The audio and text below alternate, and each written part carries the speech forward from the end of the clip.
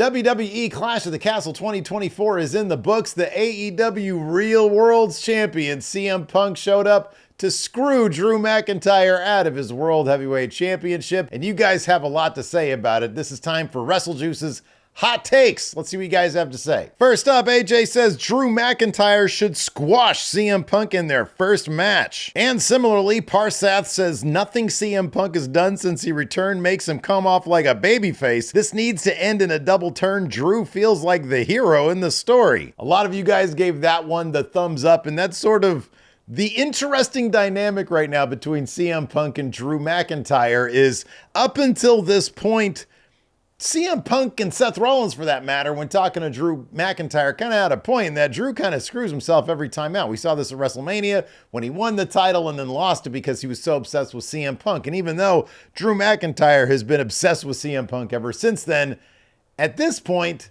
it was all Drew McIntyre. He had this match won and CM Punk screwed him with the low blow and coming out in the ref shirt. I thought it was an absolute masterstroke. I know a lot of people out there, especially the people there in Scotland, Glasgow, didn't like that, and they're all up in arms. I'll be honest with you, I kind of appreciate that Paul Levesque, Triple H, the game, this dude was trying to start a riot in Glasgow. I kind of love that, and I thought that this right here, come on, it's feud of the year material. 2 Clash of the Castle so far, and Drew McIntyre's been screwed out of that World Heavyweight Championship.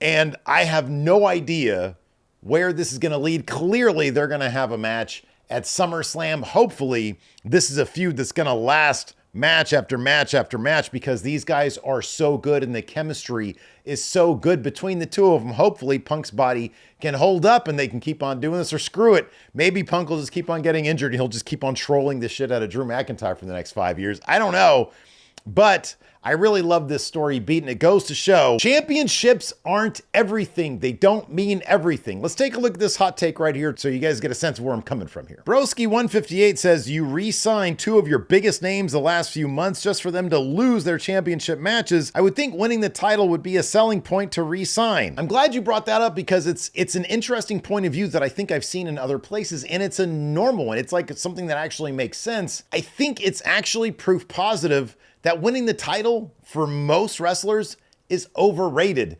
Do they want to have that big moment in Scotland? Maybe. But I kind of feel like the bigger thing is, number 1, make a lot of money. And number 2, just be used in a way that is creatively satisfying, that is interesting. I think Chad Gable would rather lose his Intercontinental Championship and tell a story the way we saw tonight, where the interaction between him and Maxine and Otis and Sammy, leading to Otis carrying Maxine Dupree out, walking out on Alpha Academy maybe, or at least walking out on Chad Gable during this match, is more and lines up and makes more sense for then Chad Gable to be distracted. Sami Zayn takes advantage. And did you guys see Chad Gable's look afterwards? This guy has broken mentally. He is snapped, and it's taking him to another level. Will he win the Intercontinental Championship? I don't know, and I kind of feel like it's a moot point. The story of Chad Gable getting to wherever he's going, that's the bigger thing, and I think that's what most wrestlers, they want. I don't think they necessarily care about, hey, look, I'm tired. The championship is a prop, but it's a prop in the best way. It's a prop in the way that, I don't know, the only thing that comes to mind is the damn briefcase from Pulp Fiction. I don't know why I'm just thinking about that right now. It's basically a storytelling device. It means things. It means power. It means obsession. It means intimidation. But it doesn't have to be the end-all be-all to these wrestlers. They all know clearly that it is fiction, that it is a story that's being written. And wouldn't you rather be in a story that's really, really well written than not just for the sake of carrying around a title that you were written to win? I think money matters big time to wrestlers, but I also think just being used really properly. Drew McIntyre, for the second time, walked into a UK pay-per-view, this time in Glasgow, did all sorts of press for the event before the Premium Live event, and then lost by getting screwed. But you know what? It builds things to the next level between him and CM Punk. And that's why I think when these WWE wrestlers, when it's up for them to re-sign, they got to look at, am I being used in a way that is interesting, that's creating conversation, that makes me feel creatively satisfied? Did I tell an awesome story? And I think in both the cases of Chad Gable and Drew McIntyre, they definitely did that. Celtic69 says Michael Cole should be banned from saying the word Scotland and Glasgow, as he seemingly can't pronounce either correctly. Scotland.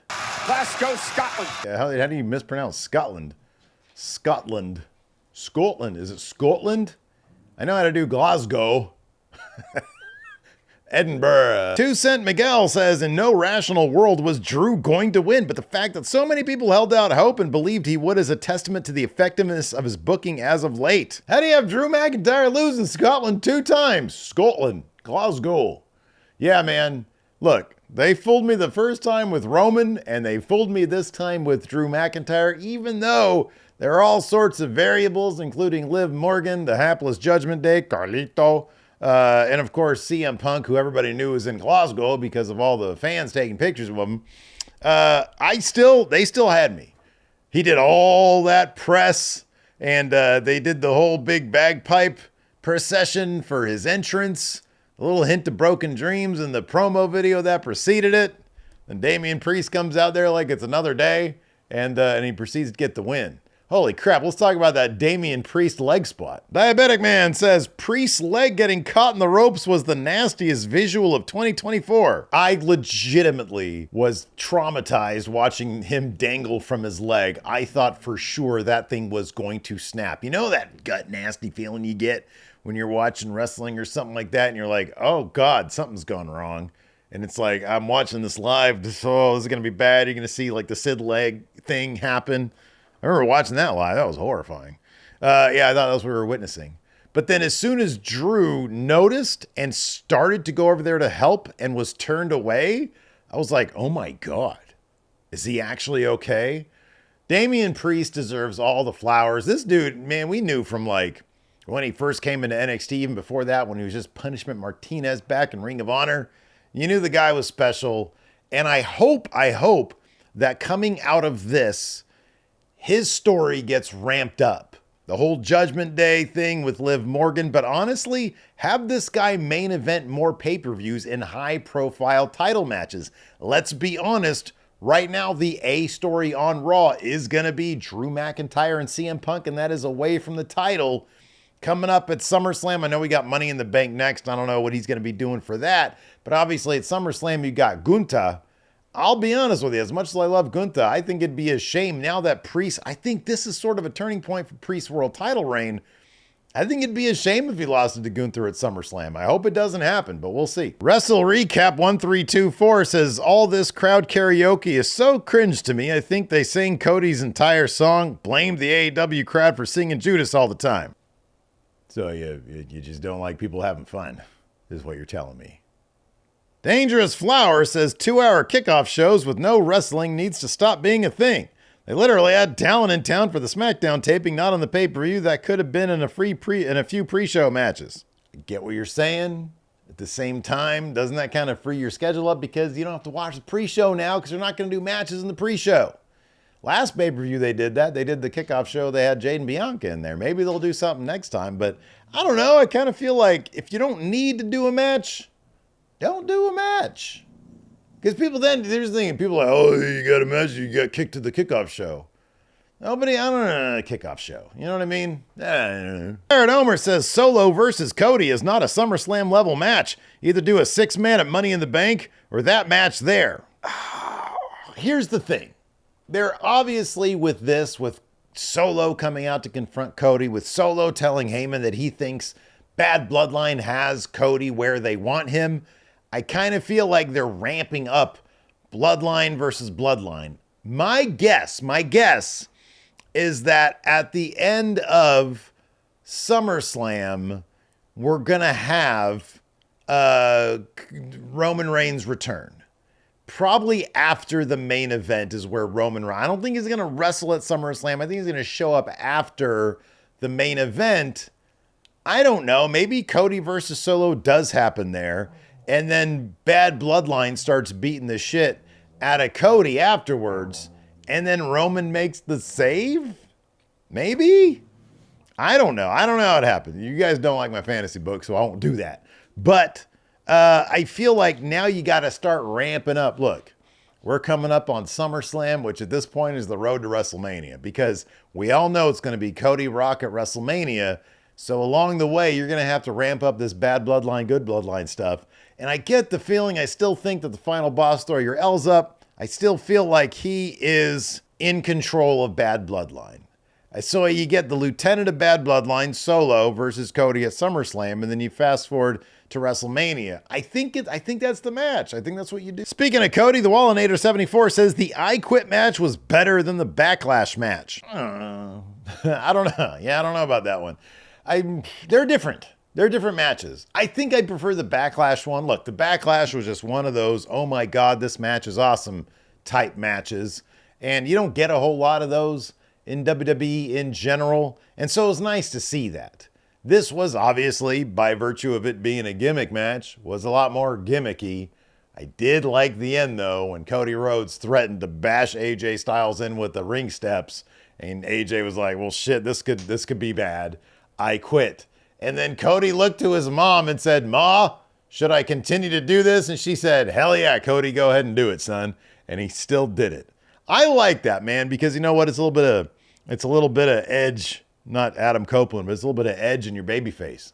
I like that. Babyface doing shitty things. Ibrahim says, I like long-term storytelling, but I feel like some triggers are ready to be pulled. Chad Gable is as IC champion, for example. Yeah, I get that. Look, I've seen this online. People saying that Triple H, he's just taking forever to do his stuff. But to me, it just makes those moments even more special. It makes them huge. It makes them big.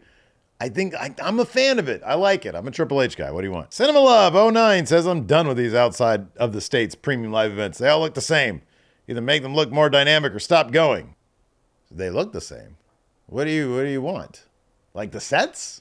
Explain yourself. Oliver Wells says, we're really never getting another world title changing hands on a B show again, are we? I don't know about never. I mean, certainly if like Backlash or Fastlane or what are the other B, if they bring back Bad Blood, I mean, certainly, yeah, probably not. Money in the Bank, look, 5 pay-per-views out of the year, I think is probably good enough amount of opportunities for world titles to change hands. Money in the Bank, probably not Survivor Series because they usually do the thing there.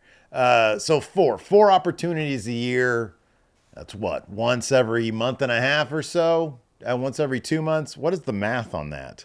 Once every 2.5 months. Is that even right? I don't know what it is. We'll end on this one from Gaz Jones. Says Rey Mysterio interfering in Bayley and Piper Niven's match was a real shock. It's going to be interesting to see how that storyline goes forward. All right, so are we like booking Rey Mysterio versus Bayley for the next feud? Is that what's going to happen here? And my God, Rey Mysterio has got a banging body. Let me tell you guys what. Hey, if you guys want to hear more of me talk about Clash at the Castle, I've got a whole podcast length review up over at the Going In Raw channel with my good buddy Larson. Or you can check out our star ratings over at the Friendo Club Wrestling channel. I will put links in the description and up here on the thing where we do like right here. I'll do right there. Look at these videos right here. Which do you want to go to first? This guy over here or this guy over here? It's up to you. You can do either one. Be sure to sub to the channel. Hit that